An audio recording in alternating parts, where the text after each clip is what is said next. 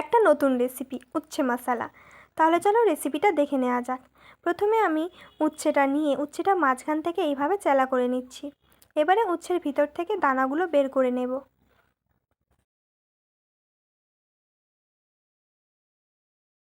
এইভাবে আমি আরও অনেকগুলো করে নিয়েছি। এবারে আমি এর ভিতরে পুর দেওয়ার জন্য আলু সিদ্ধ করে ম্যাশ করে নিয়েছি। এবার আলুর উপরে দিয়ে দিচ্ছি পেঁয়াজ কুচি, কাঁচা লঙ্কা কুচি, পরিমাণ মতো লবণ, লঙ্কার গুঁড়ো, হলুদ গুঁড়ো, জিরে গুঁড়ো ও ধনে গুঁড়ো দিয়ে মশলাগুলো আলুর সাথে ভালোভাবে মাখিয়ে নেব।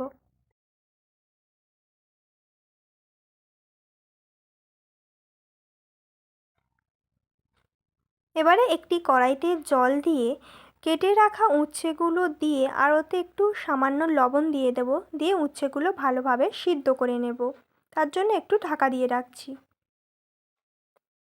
উচ্ছেগুলো সিদ্ধ হয়ে গেছে। এবার উচ্ছেগুলো একটি পাত্রে জল ঝরিয়ে তুলে নেব।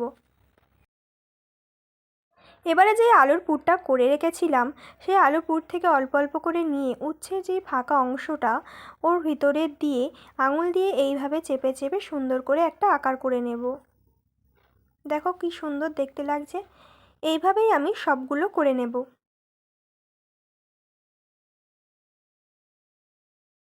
এবারে এগুলো ভাজার জন্য কড়াইতে অল্প করে তেল দিয়ে দিয়েছি। এবারে এগুলো আমরা এইভাবে দিয়ে দিচ্ছি। এদিকটা তেলের উপরে দিয়েছিলাম সেই দিকটা ভাজা হয়ে গেছে। এবার আমরা আরেক সাইড উল্টে দিচ্ছি।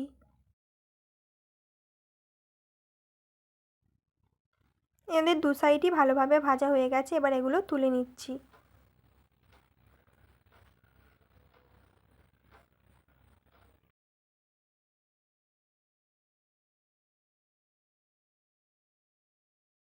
কত সহজেই তৈরি হয়ে গেল উচ্ছে মশলা। এটা গরম গরম ভাতের সাথে খেতে কিন্তু দারুণ লাগবে। আপনারা একবার ট্রাই করে দেখতে পারেন।